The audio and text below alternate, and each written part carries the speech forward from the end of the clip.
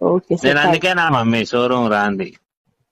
ఏమైంది సార్? పెట్టింది 500 రూపాయల పని కానీ ఇప్పుడు ఒక 70 ఫోన్ కాల్స్ వచ్చి నేను ఇంటికి వచ్చిన కాడ నుంచి. మా ఉన్న ఉద్యోగమే దరిద్రపు ఉద్యోగం అది.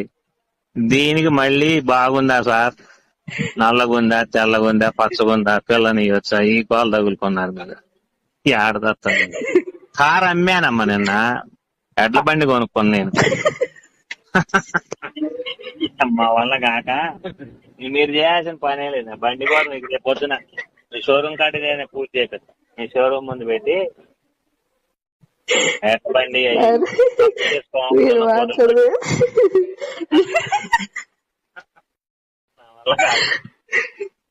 మా మా మామగారికి అత్తగారికి గుర్రం ఓడుకొని పెట్టి 70,000 పెట్టి వాళ్ళే తిరుగుతారు.